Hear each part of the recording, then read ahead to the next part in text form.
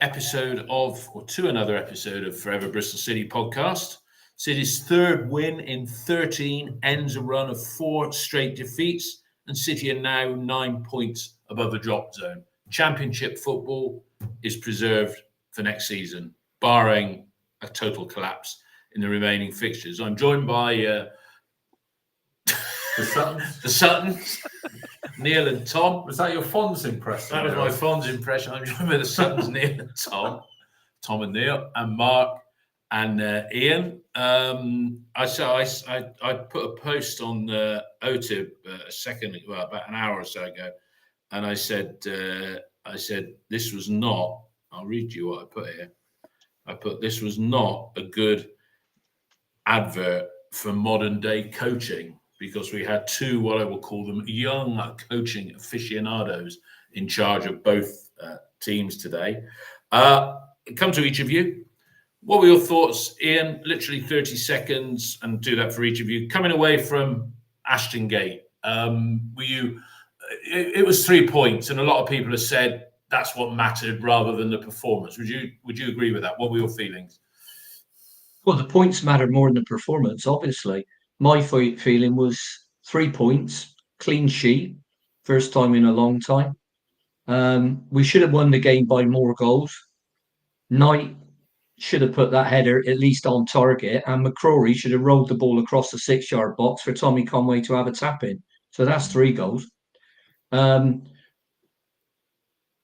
We're not a possession team, and we won't be while we've got those players. So that's something Manning has to deal with. If he wants to play possession football, he won't do it with the squad we've got.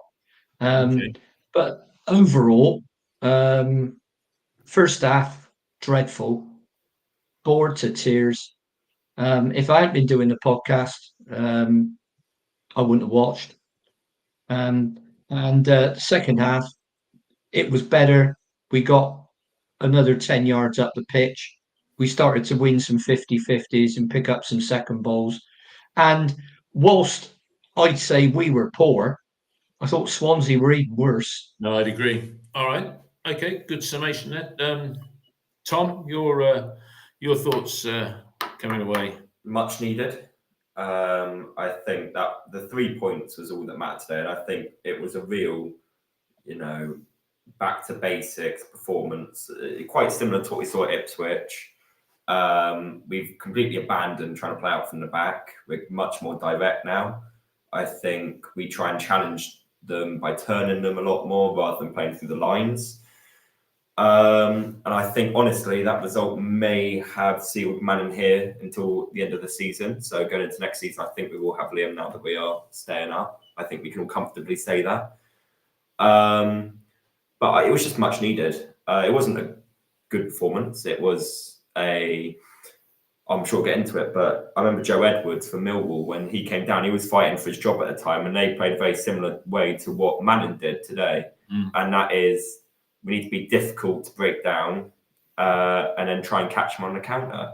Which is what which is old style, isn't it? Which is what we did, but it goes completely against what Manning was brought in to do for us. This front foot possession football has been completely abandoned for a more pragmatic approach to keep his job.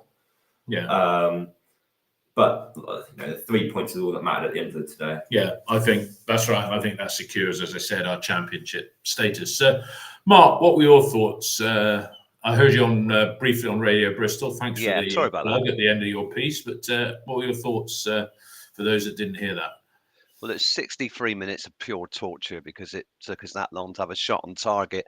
Rob Dickey's scorpion kick from a corner. I think he could have probably dislocated a leg or two after attempting one of those. Don't try it, kids. Where we showed, we looked incapable of playing a string of passes, showing any possession, showing any confidence or any ability. We suddenly found some balls. Basically, we like Tom said, we got the ball in behind. It was about getting the ball in quickly, and City abandoned the system in favour of getting the ball quick behind their fullbacks and then starting to build some pressure that dragged them back into the game. And from that pressure, we scored the goal. It was probably an undeserved win. I couldn't give a damn, but it gives Manning some breathing space, but it was an appalling performance for that length of time. We could have finished the game off more quickly. Anis Mehmeti, like a kid running into traffic instead of trying to shoot, did that several times today. We just made it a little hard for ourselves by not finishing them off, but we did manage the game out quite well. Rob Dickey, great leader, best signing this season by far. Some really important goals and excellent defending, and he can pass. Take City, rest of the players, take your lead from him.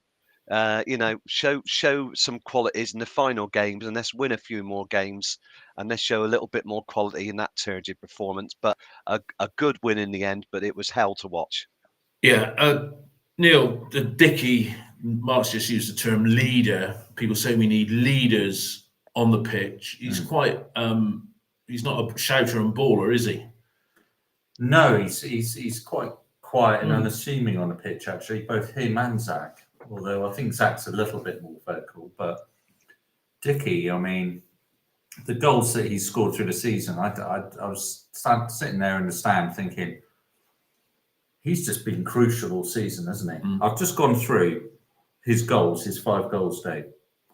Home to Coventry, where we won 1-0. Home to Sheffield Wednesday, when we won 1-0. Away at Coventry, where we drew 2-2. Obviously, the Southampton game, and then today. Yeah. So his goals, in terms of points over the course of the season, not least from his defensive abilities, but crucial goals. Yeah. Crucial goals. And really, that delivery was very good from Williams, actually. In fairness to normally his crossing is pretty bad, but in fairness to Williams. Yeah, But, we'll talk about the goal later. Ian, the lineup, somebody said, we keep using the phrase, or I use the phrase, picks itself. Still no George Tanner and Matty James. I think the back four have been pretty good. I mean, Ian, would you have McCrory over Tanner if fit, or vice versa? Tanner. Yeah. I think you've got Tanner, you've got the best one-on-one defender in the division. So it'd be Tanner for me every time. I looked at the lineup. I was disappointed that Sykes didn't start over Cornick. I think Cornick was quite effective in the first half at Ipswich. But if you're going to create anything from those wide areas, or get a goal, you're more likely to get that with Sykes than you are with Cornick. And so his crossing in the first half, Cornick, was pitiful. Awful. For a professional footballer, if I couldn't cross the ball better than that, I'd pack the game up. And he's not full of goals either. So for me, yes, I'd have him on the bench to come on and charge about a bit at the end if we need it and close players down. But I don't think you can start him over Mark Sykes. And no, I wouldn't. I'd start George Tanner in front of Ross McCrory. And I think Ross McCrory is a decent player. But if it was a choice between the two in a flat back four, then George Tanner gets in every time. Also, George Tanner and Hayden Roberts are two of our best crossers of the ball on a consistent basis. Yeah, well, have we seen enough of Roberts to make that? Is Tanner one of the best crossers of the ball? Well, I don't. Well, we often say that they're poor on crosses. Let's move on. Tom, this Viner and Dickey have been, we don't hear anything about fatigue with them, do we? And you play as a centre half. Is it, of all the positions on the pitch, can they go Tuesday, Saturday, and is it less taxing on the stamina, would you say? Yeah, as a centre back, you cover less yards than most positions. If you're in the centre mid or the full back, that you typically cover 10, 11, 12 kilometres a game. As a centre back, maybe you're doing 8 or 9. But thank God neither of them got injured all season, because what would we do currently if Dickey or Viner got injured? And that highlights a massive weakness within the squad, because Naismith is not going to play anytime soon, because for one reason or another, he's in training, he's out of training, he's in training, but he's not even on the bench. So don't think we're seeing Naismith this season. So if one of them was to get injured, Pring looked injured today. I know he's been carrying something, Yeah. but we're flogging him a little bit at the minute. Yeah. Roberts, when he came on, was excellent. Really, really good when Roberts came on. And I'm not a massive Roberts fan, self-admittedly. I think he switches off too much, but he really applied himself when he came on. Same with Sykes. The substitutions made a massive difference. But Dickie and Viner today, they've got a great partnership. I think they understand how each other play really well. But if one was to get injured, it would just be horrific. So thankfully, touch wood, they both stayed fit all season. Mark, the Swansea lineup, they were nestled with us in the middle of the table, and if they'd have beaten us, they'd have leapfrogged us, but they didn't. They're managed by Luke Williams, who I think headed the academy. Is that right? At City a few years ago. Yeah. Yeah, he's also been assistant manager to Russell Martin at MK Dons and Swansea, latterly before he got the job at Notts County, and then went back to Swansea when they got rid of Michael Duff. So he's a coach's coach, in the mould of Liam Manning, really, and Swansea have for the last 10, 15 years played a very possession-based game, whichever head coach they've had. Yeah, they've got that identity which goes way, way back. I would say more than 10 years, actually. I can remember they beat us 1-0 on a night game when Scott Sinclair was playing for them. And I looked at them and I thought, God, they're good. And it is possession-based. But they sort of, the two styles didn't lend itself to a good first half, Mark, did it? Well, what was funny is we complain about our lack of end products, but I mean they were getting so much joy down the right, where Carl Norton was supporting Ronald or whatever he wants to be called on the back of his shirt, a Brazilian signing from the January transfer window, and he was getting, he had the beating of Pring, and they were just playing 1-2s down the side, but his end products was absolutely awful. He'd either blaze the ball wide or blast it back into the Dolman stand. And Platetta on the other side was doing similar. They just couldn't create anything. But they were getting a lot of joy in possession, moving the ball fairly quickly. But it was all, a bit stodgy, just like we play. They just moved the ball a little bit more quickly, really, but just didn't have anything at the end of it. Yeah, Ian, you said on Twitter that probably one of the most inept performances that you've seen. I mean, for me, it was summed up in the first half when Cam Pring went on a lung-busting run. He must have sprinted 60 yards. And, okay, I'm not saying Tommy fluffed it, but, he went on that run and then Tommy didn't control the ball and it ended up going back into our own half. I mean, what was the problem in the first half? Because you were saying change to 3 at the back and get Cornick and Mehmeti off. I mean, what was the problem? The two styles. It was turgid, wasn't it? Because they seemed their goalkeeper had more touches, I think, than anybody at one point. Well, I think their goalkeeper probably had more touches than anybody in the game, but that's what you get. I mean, if you look at the way sides play, there's an awful lot of sides playing that way, and everybody wants to play out from the back and be like Man City and all the rest of it. But sometimes you can't do that. I thought in the first half it doesn't matter what style you play, you've still got to win your challenges. And the incident that you point to, I could have just absolutely smashed my head into a wall when Conway did that. I mean, Pringo's hurtling past him at a rate of knots. All he's got to do is play it down the line. It's a 5-yard ball or a little tuck over the top. And the ball finished up with Max O'Leary. And by the way, his kicking today, dear God. Awful. So, you say, well, this player's not that good. This player's, they're not on their own. That was just rotten. And that was an example of how we were playing. Now, we didn't get far enough up the field. We didn't engage with their players. I mean, one thing we did do throughout the game is we stopped Swansea from playing. There's no doubt about that. They didn't want to play like that today, particularly. But with 70% of the ball, they played a bit like us when we get 70% of the ball. It's all very nice, but it's going backwards, sideways, and basically nowhere. And that's what we got them to do. And here's a question for everybody. Think about this.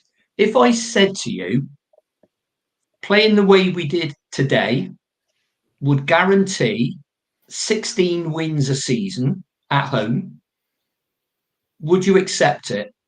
I mean, I, for one, wouldn't. but would you accept it? There's a question for All right. everybody. Well, But let me put second half, we got right. further up the pitch. We won tackles. We engaged. We got onto second balls, and Mehmeti got himself into the game, and he was a good outlet. I'm glad they didn't take him off in the All right. end. But like Tom said, Roberts and Sykes made a tremendous change when they came on. So you could say good, effective substitutes. Yeah. I'll put that question to you, Neil. I mean, and before I do, I'll just sort of, as I do quite often, backtrack to days gone by. I can remember 2002-03 season when Danny Wilson was manager and Wigan got promoted that season. Yeah, we were playing. That was a really good season for us under Wilson. Most of the seasons under Wilson were bad, but Wigan were winning 1-0, 2-0. You know, very boring, sterile football. So, you know, if we were going to get 16 home wins and we won them all either 2-1 or 1-0, you know, let's say 15 home wins. You know, it'd be nice to get in the double figures one season, yeah. But no, say 16 home wins, and there's a reason I've picked that number specifically, and I'll tell you what is during the podcast. So is the question: would I be willing to put up with what happened during the first 65 minutes of the game? Well, over the 90 nil. No, over the 90, and we win. We played, I would say, we played for about 15, 20 minutes. 20 minutes of the second half, we didn't perform. It wasn't we were that much better second half. Yeah, I know. No, I know that, Neil. I saw the game. My question was, if you got to play like that to win games of football, would you put up with it? So for 65 minutes, not have a shot on goal, but in the hope that you might get a shot. No, but what Ian's saying is that if we went through the whole season and we won every game ugly, because this was an ugly win, but we were winning. Yeah. I mean, we were fortunate today that we were playing an equally inept team. Yeah, no, that don't come into it now. No, if that don't come into it, would you accept it? Yes or no? It's a yes or no question, really. I've said no. I wouldn't. Would I accept 1-0s and 2-0s at home through playing like boring, sterile football? Yes, that's the question. Yes or no? Yes. Okay, good. But to qualify that, you have to have some entertainment. I'm not saying it has to be that way. I'm just saying, would you? Okay, let Mark, let's have yours say, and then I'll go to Tom. You next. I think Ian, you might need to add a little bit more context. If we said, you know, if we played in a low block and we were looking to play on the counter, would you? Is that what you're saying? Mark, mate. Honestly, honest to God, it's not a complicated question. Yes, right? I take it. Winning football over entertaining football. If we won 16 home games a season, I'd bite your hand off. Yeah, I'm not saying but I don't think you could go 63. You could go 63 minutes without having a shot because most teams would score again. We did today. Oh, you know, we did today, but I don't think that'll happen in 80% of the games. How are we doing after 70 minutes at Ipswich? Were we 2-1 up? Yeah. 76. Yeah. So would you rather we'd have played like that today and lost 3-2, or played like we did in 1-1? Yeah, well, I think. I mean, you could play counter-attacking football where you look to catch the opposition and play on the counter. That is creating some form of entertainment because you still have to score goals. I don't think you could grind teams down and win narrowly. Although in our season in the playoffs, we scored 53 goals. When he scored 53 goals, we had a goal difference. We won a lot of games very narrowly. Let me ask Tom. What? Yeah. What I take winning in football over entertaining football is guaranteed success. Of course, I would. Is it results over performance? You know, because we won, and on another day, if Knight's header goes in, that makes it 2-0. McCrory slashed the ball into the side netting. Mehmeti should have got a shot in right towards the end. You know, and then the scoreline, you forget the performance. But if we were to win home games like that consistently, and we were in the top 7, would we be happy? Would we be happy through gritted teeth, maybe, or yes, no to? I thought we were lucky to win today. I thought if they went 1-0 up with Blachetta, they win that, and Manning's pressure on his job is. I mean, Ian, you're shaking your head, but if that goal goes in and we go 1-0 down, we know what the team is like at 1-0 down. Yeah, we weren't. Yeah, I don't think you can say we were lucky to win. I think you can say both teams were crap, and they were 100%. But if they more, go they 1-0 were up, more crap than us. But I don't, if you look at chances and opportunities, I mean, all right, if he gets his chance and he scores, what if McCrory crosses it and Conway taps it in the net? I mean, that happens to both sides all the time. But they were, I mean, if we were toothless today, I don't know what I don't know what adjective you used to describe them, All right. because Okay. they had zero end product. no, Nothing. they did. But on another day, Placheta, if that's a different player in that position, I know it's hypothetical, but he should have done way better with that. I think we all agree with that. That shot. I totally agree with you, mate. Is that the lad? Is he still on loan from Arsenal? He's from Norwich.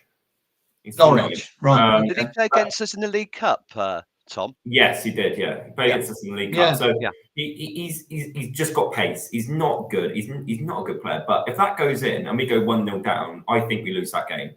Personally, you might have a different approach. That's totally fine. But I can't see a way. I think that gets really toxic in the crowd, because at half time it was starting to turn that way. And when we were playing backwards, it was starting to turn. Even Williams turned around at the fans, and he gave a little bit to the fans today, Williams, after the booze came I heard, off. yeah. And I think we lose that game. If that goes in, if you're saying, is it a results business? Of course it's a results business. So you take results over performance, but there has to be a compromise somewhere, doesn't there? Because so if I said to you, well, here's replicating that performance today, because that performance against a better opposition does not win games at all. No, it wouldn't, and that's probably why we didn't play that way against Southampton, who we beat 3-0. So if I then, let's give you another hypothetical. If I said to you, okay, we'll play like that next week at West Bromwich Albion, right? And we win 1-0. I'm taking it with the 27% possession. I'm taking that as well. Are you? Well, obviously you're wanting to win, aren't you? But the way we set up today, the way we set up today will not work against West Brom. But it will not work against West Brom. So that performance today is a one-off performance for me. That was just all about the 3 points, and we've got them. We settled down. Now we need to actually start producing performances, because I don't want to go into next season playing football like that. That is not acceptable, that style of football, under no circumstance, because fans were switching off. It was getting so toxic. Like, there was no one in the crowd today. That's the worst attendance at Ashton Gate I've seen in years. 5,000 notes from their mums, I think, Tom. But I think even then, Mark, there was loads of people that stayed at home. I know it's kickoff time and whatnot. Exactly. No, I'm joking aside. Yeah, I mean, it was awful to look at, all those gaps in the crowd. Well, let me come to you next, Mark, anyway. I mean, the comedy moment was provided by, well, there were two comedy moments. That was all we had to talk about for the first hour. What were they doing with that Ronald? Somebody said he was more like, not a Brazilian Ronald, but he was more like Ronald McDonald. Cue the McDonald's ad in the middle of this broadcast. No, it's a little bit early for that. That's the worst corner routine I've seen in 50 years. It just went out for a throw. Not even the far side. It was 10 yards away, wasn't it? Yeah, he didn't have any end product. I mean, he's got lots of bags of skill, but if you can't cross the ball or play passes, or shoot. What were they doing? What were they doing there? I don't know, but I mean, it reminds you very much of a team quite close to us, doing exactly the same thing. I mean, they out-City'd City today, didn't they? Swansea with with the ball. They had a lot of touches in the final third. They won a lot. Looking at the stats on Sky, they won a lot of the duels. They had all the percentages, but absolutely zero final products, which leaves them, I think, 5 points outside the relegation zone. And they're going to feel the pressure. Well, we were worried. They're going to be looking over their shoulders. Yeah, they're looking over their shoulder. But I think the most entertaining thing for me was at half time was the sprinkler was going for 5 minutes. I don't know who was responsible for that, but it was that was about the most entertaining thing. Were you worried, Neil, that the game might be abandoned because of a delinquent sprinkler? Worried or hopeful? Well, hopeful at that Hopeful. point. Hopeful. Yeah, I mean, what's the question, really? Whether the sprinkler was the most entertaining part of the first 45 minutes? Yeah, well, there's a question for you, Neil. If the sprinkler was to do that every game, would you watch it? Out of the away end was quite entertaining as well from the Dolman. Yeah. Because he was giving it some and took about 6 stewards to throw him out. That was quite entertaining. Who was that? Oh, there was an old guy in the Swansea away end that was getting thrown out. That was quite entertaining. But other than that, I think I sent some statistics to Dave at half time and after about 62 minutes or something, which is shots on goal, none, corners 2, possession this, absolutely nothing happening, was there? Well, it was absolutely tortuous. It was But, tortuous. I yeah. mean, Swansea played the lines quite well, broke through our lines quite well, Yeah. passed through our lines quite well, but Yeah. they just didn't have it in the final third. Yeah, but I suppose Cullen in the centre was useless for them. yeah, They had Lowe on the bench who they brought on, and then Yates and played Lowe on the right, which I thought Lowe down the centre might.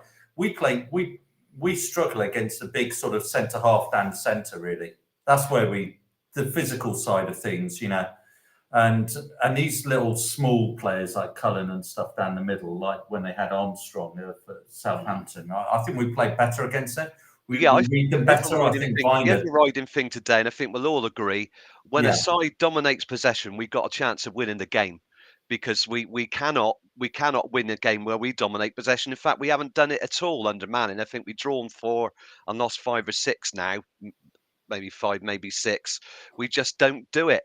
So when a team takes the game to us, we've got more chance of winning the game. And some people were saying, which in theory, then when we play at chance. West Brom, we should be looking forward to playing both West Brom and Leicester, faltering Leicester. I know they got a draw against Hull at the weekend, but it is. Yeah, I mean they got a lot more quality than us, and they can score a goal in a heartbeat, and they got better quality players. So we'll have to take our chances. But today, that was the overriding thing.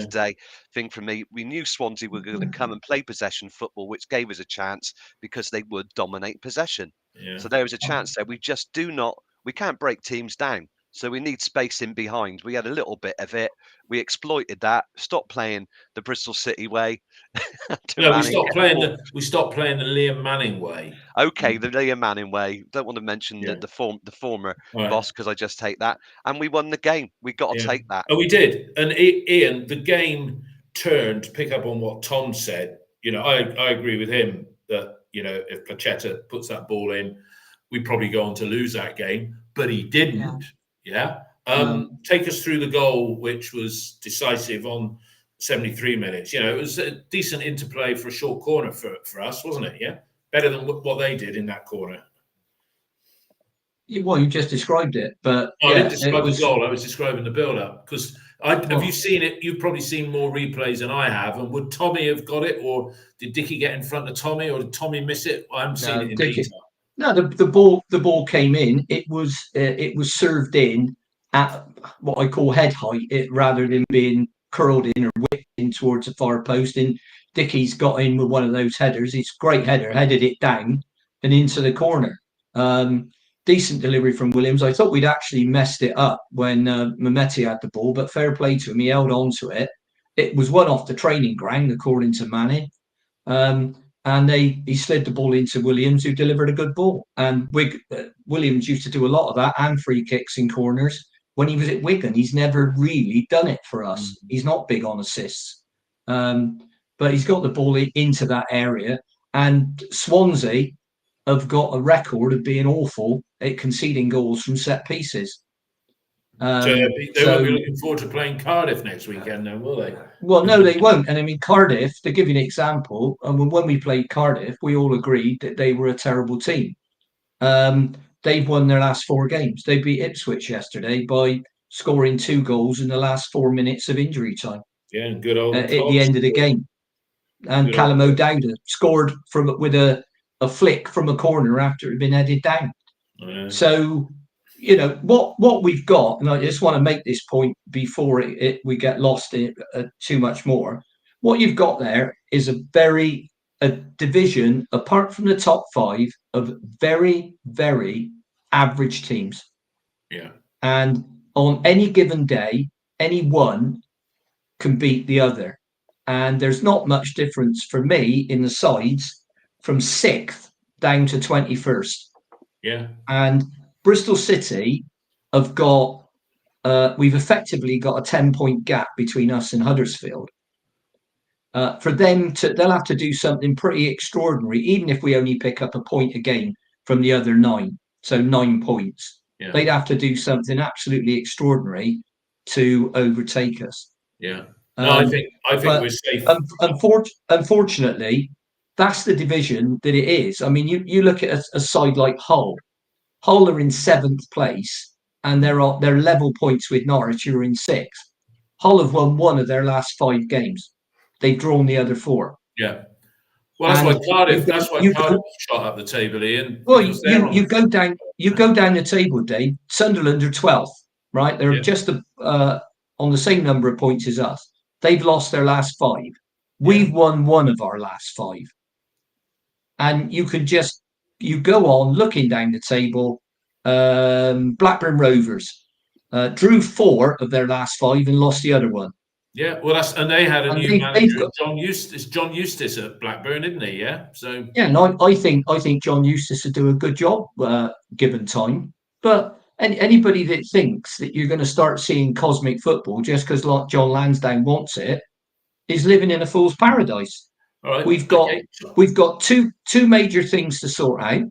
Firstly, we've got to get the head of medical appointed, and he's got to sort out the fitness and condition, the medical. Because if we go on with 6 to 8 players injured, we had 6 out today, right? 6. Now, who do you want to come on towards the end of the game to close it out? Do you want Cal Naismith and Matty James, or do you want to be bringing on Andy King? And I don't think King is a bad player, but if we did, the board have got a big decision to make. If they're going to back their man, they've got to back the guy. And the 2 key appointments are the head of medical, and if they're going to back him, they've got to back him and they've got to give him the tools, in other words, the players he needs to play the style he wants. If not, get rid of the bloke. I'm telling you now, unless we do what I've just said, it won't matter who the head coach is. It might make 10%, well, 5% difference either way. And don't forget, another bloke could come in. He could be like the bloke that went in at Sunderland, and it got about 25% worse. Okay, Ian. Yeah. All right. So let's just get that. That's what I want to say on that matter. And it moaning and groaning about it and telling everybody what a crap game it was. Yeah, it was a crap game. I've said it across crazy. If you read some of the stuff I put on bloody X about it, we got it. We got it here. It was It was absolutely appalling, and you can't see any more. But that's where we are, and that's the side we got. We're bang average, mid-table, and so's about another 12 or 14 clubs in the division. Ever so sorry, but that's how it is.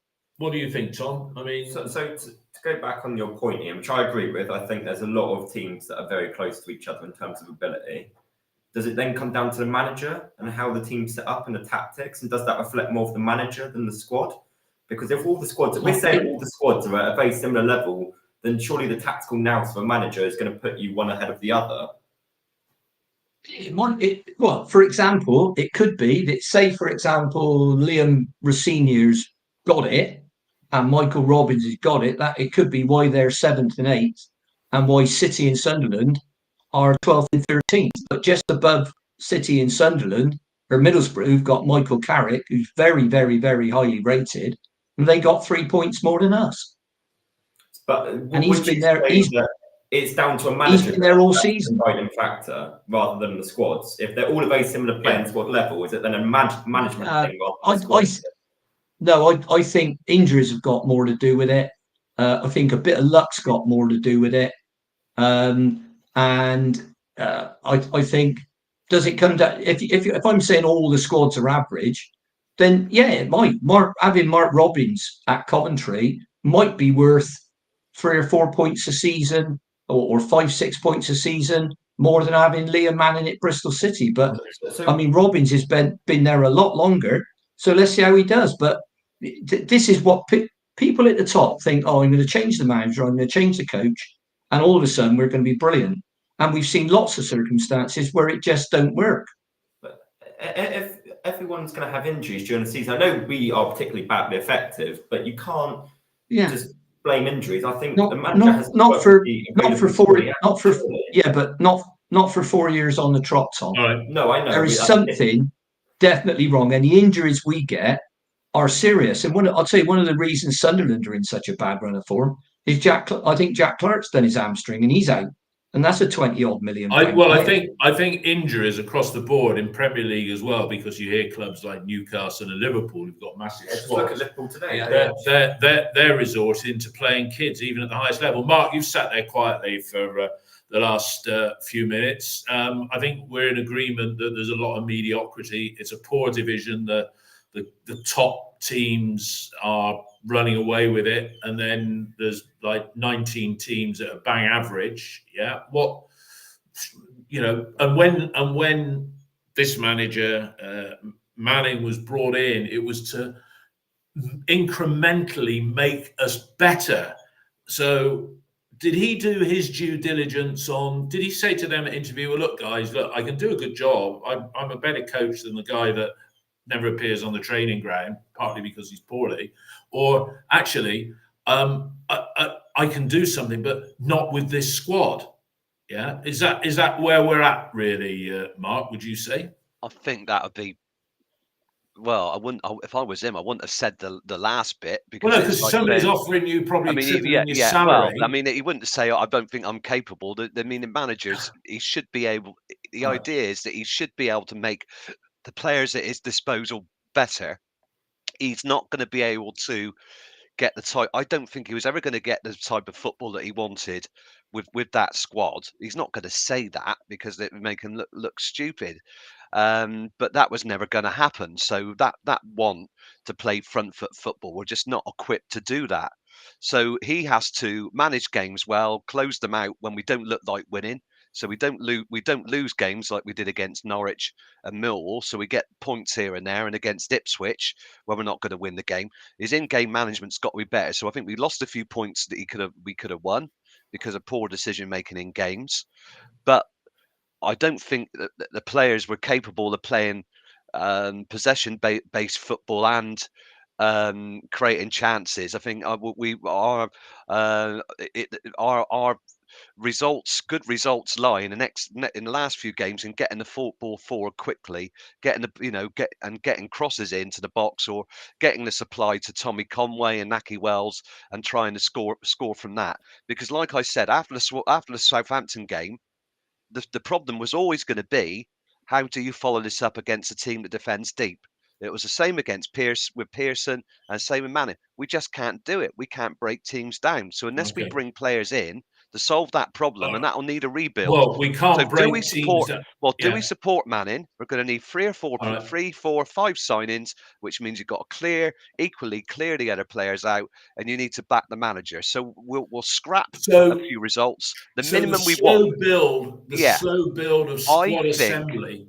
The slow build of squad assembly that was put together. Sorry, Mark. The minimum that Manning's squad would do with this squad, really, to help himself, would be to beat Pearson's total of 59.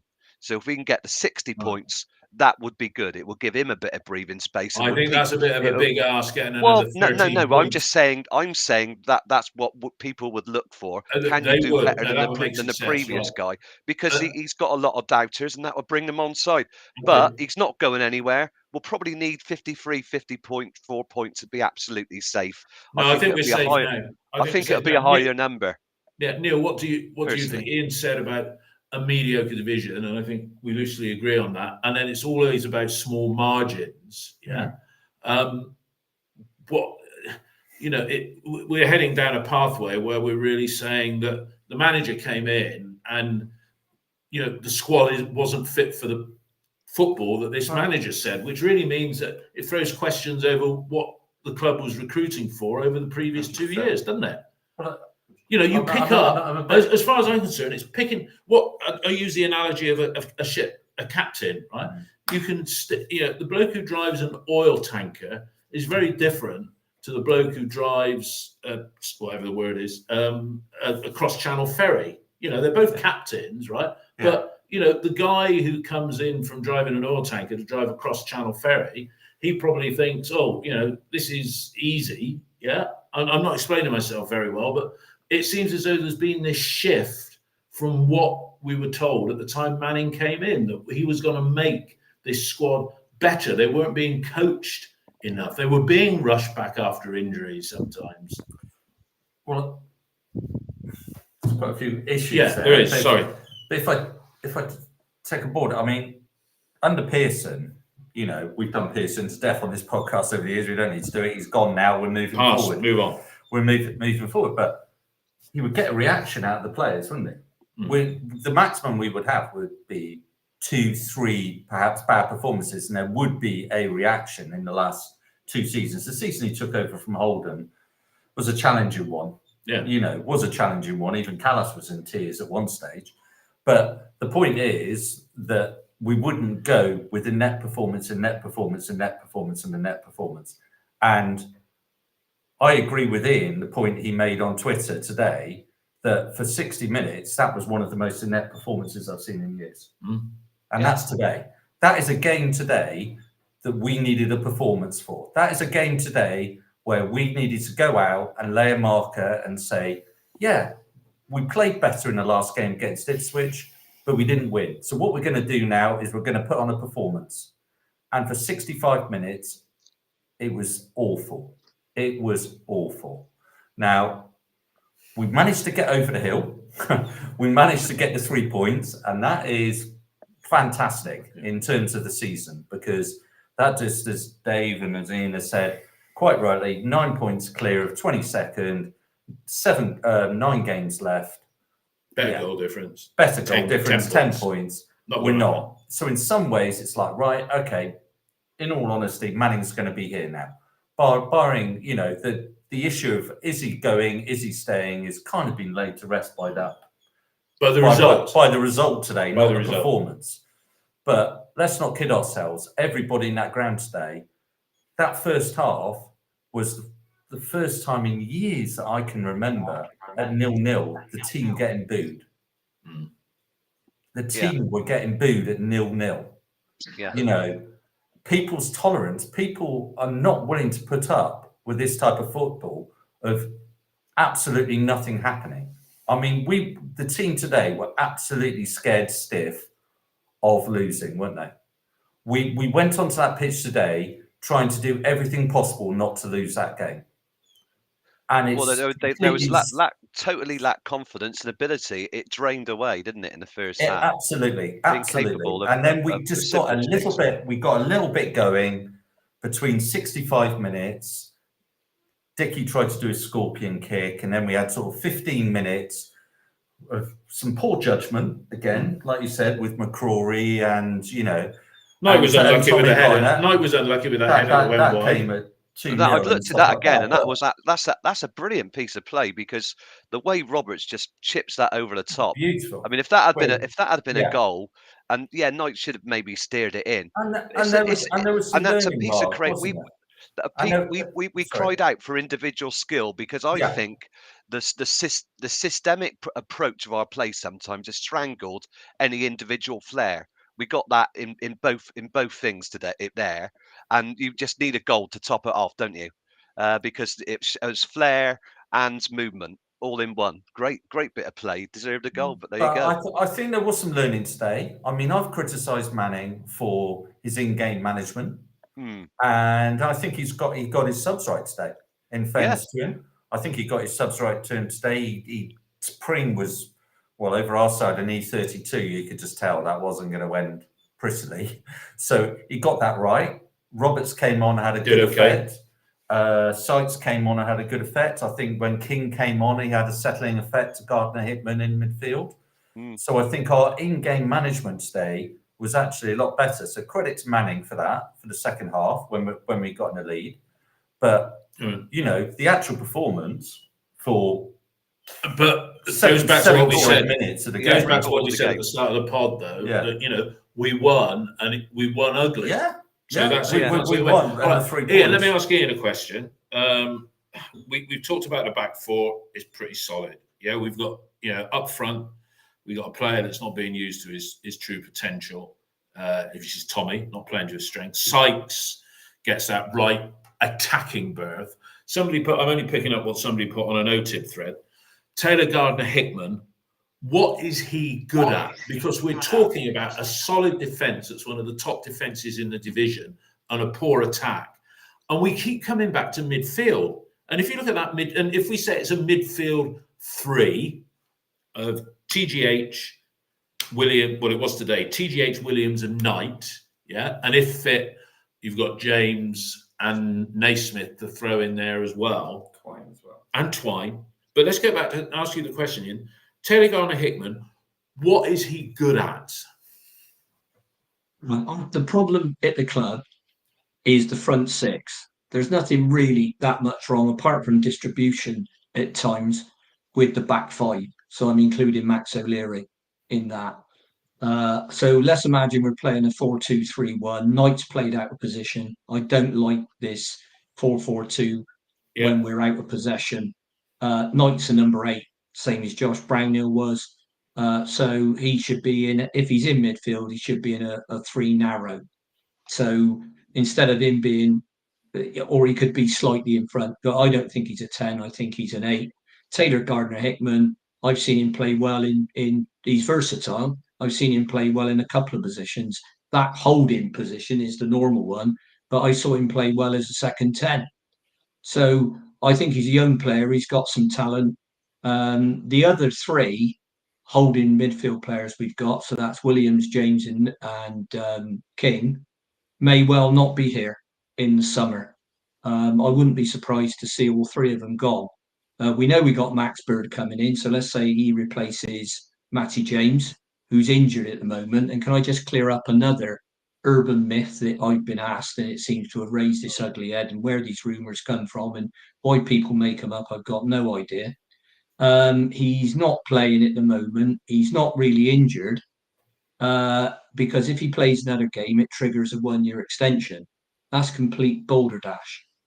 Okay, and if we weren't on the pod, I'd use stronger language. That's nonsense. So if you're making up stories like that, the last time I saw Matty James, he was hobbling around in a surgical boot.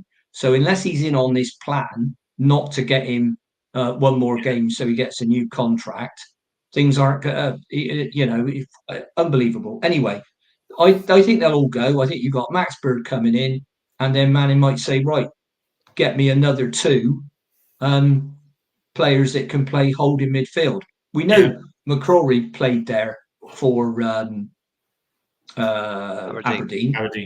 So we know he can play there. Now, whether he's that good there, I'm not sure. I mean, we haven't seen him play there, so you can't really judge. So the front 6 players are the ones that we need to either possibly play a different formation, but we need different people in there to play possession football. I agree. That's where I'd be strengthening the team. All right. That midfield and attack is where I'd be trying to strengthen the team.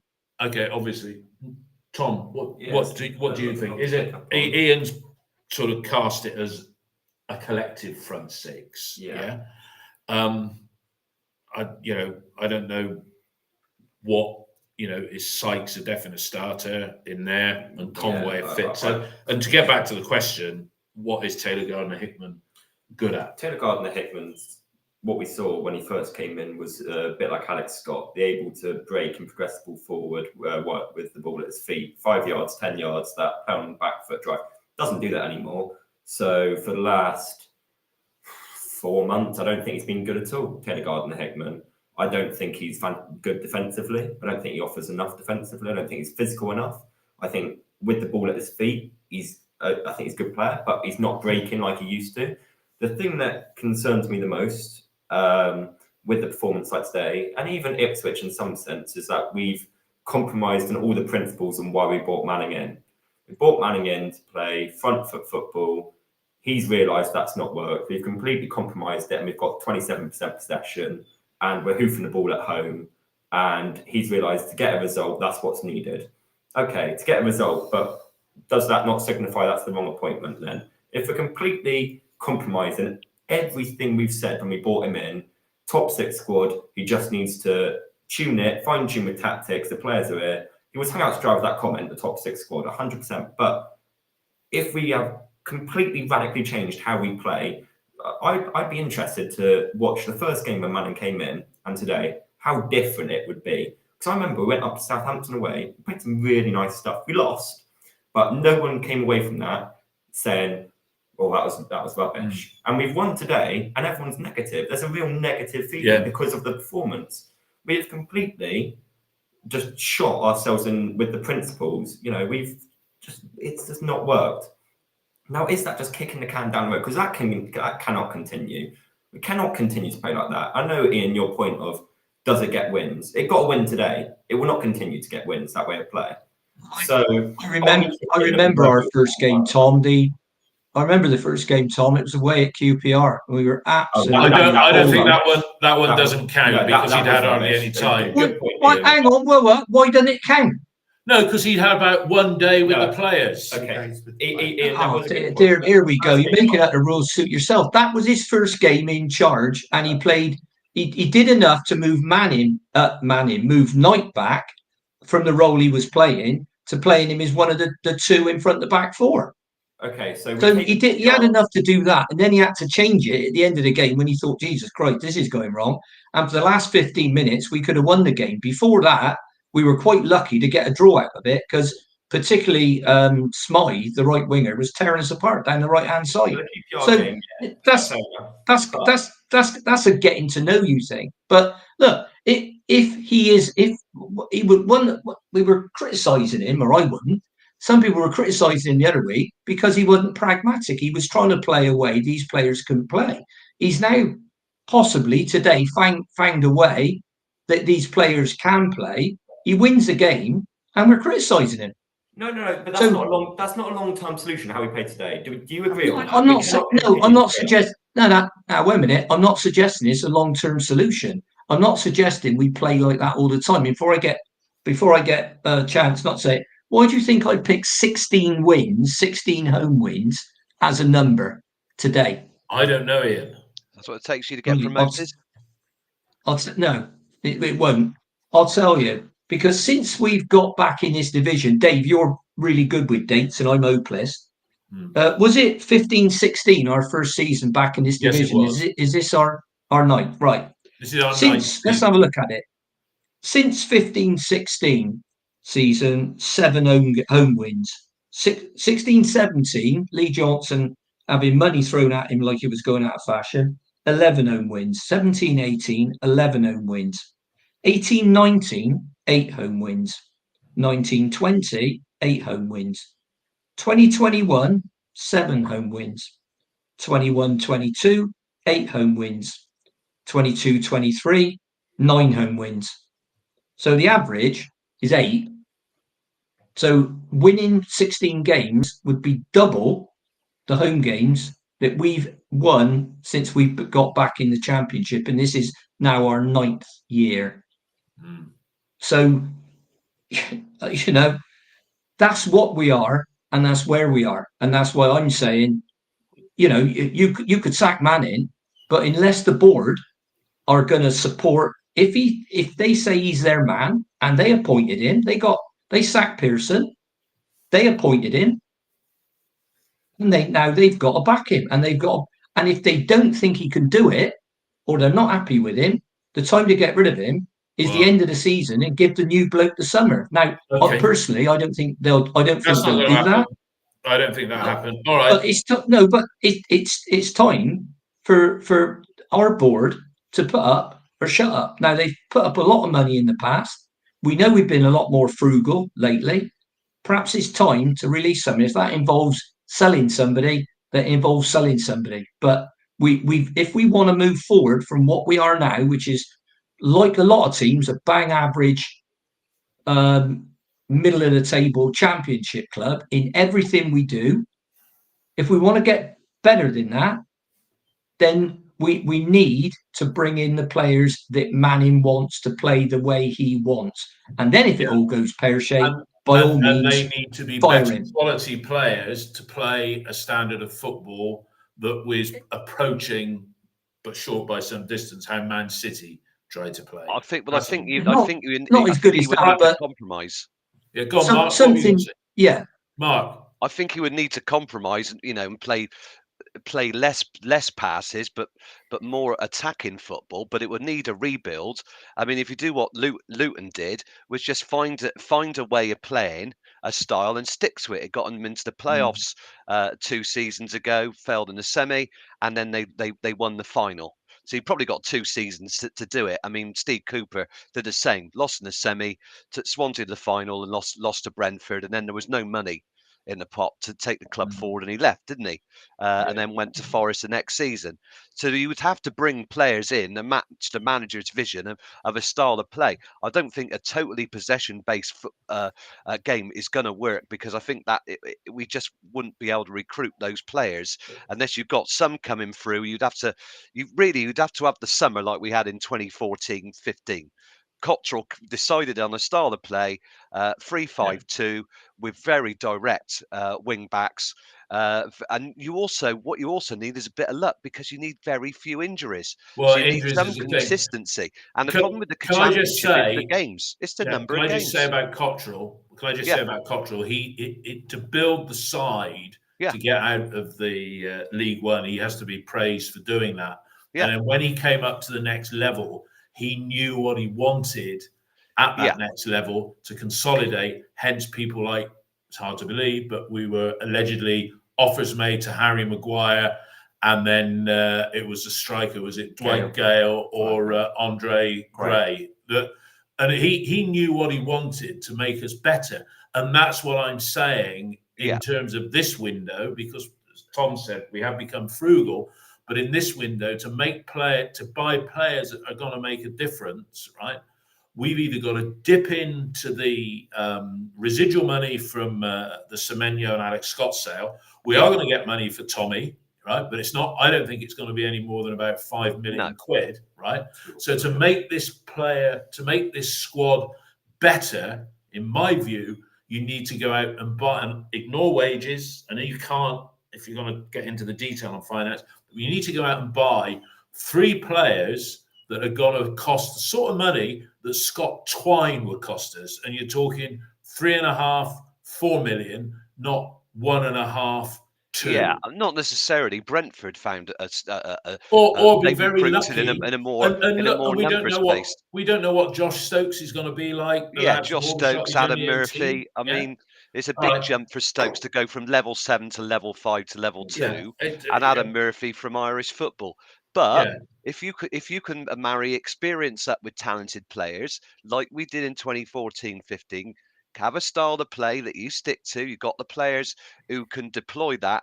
You can do something, but then, like you said, in the following season, when you've got the confidence running through the side and you need those additional signings, the manager's got to be backed up, and that's where Cottrell hit a brick wall, and how it ended. It was very sad because we had a chance to really build on that, and we What didn't. is our style of play though at the minute? Because we've changed. We haven't got one. I don't know. So many times under Manning's tenure already. I don't know. Pearson, sorry to go back to him, but there was a clear. We had a clear way of playing, but with Manning, we started playing this possession football, didn't get results, so then we changed it a little bit. We were more counter-attacking. Well, if he did that, if he stuck to his principles, I think played like that, we'd have lost today. The game would have drifted towards the 90th minute. We'd be worried about them nicking a goal, which they probably would have done, and it had been 5 defeats on the spin. It's okay for a manager to have principles, but he also wants to keep his job. So we don't want to talk about Nigel Pearson anymore. What I would say, Tom, was that Nigel hit on a style of play only over that post-Christmas period against Swansea, and only then did it start. Only then did it start to come together, because it was pretty. It was heavy going, because we were conceding lots of goals, weren't we? What was our DNA? What was the Bristol City way of playing? And if we haven't got one, it shifts. It's like exactly. No, that's what I'm saying. We haven't. Right. And Nigel only got things going well from the start of 2023. And then he lost Alex Scott, and he had injuries, right? Well, the crazy thing was, David, at the start of last season, the first 8 league games produced 16 goals. We scored plenty of goals. We conceded stupid goals like we did up at Blackpool when we played the ball along the line and conceded a goal in a game we shouldn't won. We weren't playing great football, but we had an identity and we were winning games with a sort of a 3-4-1-2, 3-4-3. But he decided that because we were conceding lots of goals and it didn't look a solid structure, he went to a back four, and then it was a lot more solid. We weren't scoring lots of goals, but it stopped the rot, and we were able to build on that. All right, I just need to wrap this up in a moment now. So we've done the game, right? We've talked about, what's wrong. There's a lot right. We're going to be playing championship football for a 10th successive season. Let's look forward to the next game. Each of you, your thoughts. West Brom 4-1 winners at Huddersfield today. Carlos Corberán, he's a clever manager. What are your expectations up there? Andy Weimann made the starting lineup, created the first goal for them today, but is he allowed to play in that one, or No. He's not? No. But Taylor Gardner-Hickman can, because he's our Yes. Our player. Yeah. Anyway, your thoughts. I'll come to each of you. Just your thoughts next week. You first, Neil. Thoughts West are Brom. that at least we're going after today. At least we're going in with a win behind us. Yeah. I think if we'd have lost that game today, or even a 0-0, absolutely, then we would have gone up there, and then the pressure would have built. Today, walking out of the ground, everybody is just, there's been a pressure release, hasn't there? Yeah. A pressure release, but at what a cost? Because Well, that was awful. But there's a pressure release in terms of the fact that we're pretty sure that we're going to be in this division next year now.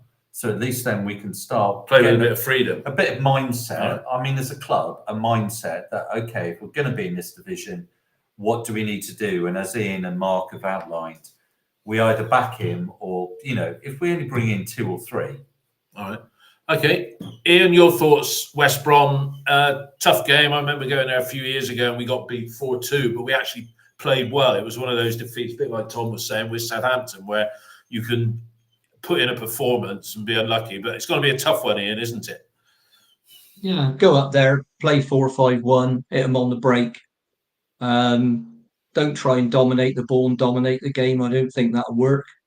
And if you have to close the game out later on, one good way of doing it would be to I think George Tanner will be available for that one.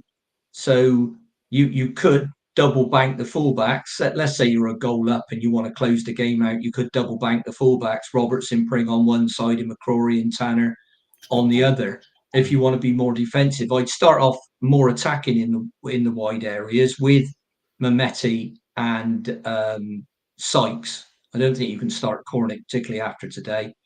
But go out there and good solid shape defensively. Don't let them play, press them, and strengthen the midfield. But with that 4-5-1, Knight isn't playing as a quasi second striker. He's playing as an 8 alongside the other 2 in a 3 narrow. Now that's what I do, and I think we might be able to go out there and pinch something. And if I offered everybody now a point, I think we'd all take it.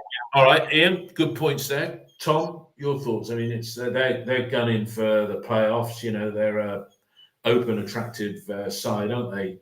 Anything up there is a bonus, isn't it? Yeah, I'd like to see us start to build an identity under Manning. If we're going to play possession football, guaranteed it's not the game, but let's try and get a pattern of play. Let's try and get some combinations and a bit of, like Ian touched on, there's no chemistry in that midfield at the minute. No. It's like they've not played together before. Let's try and build some rapport and some relationship in that midfield. Let's try and build something positive on the back of, to start next season on the right foot.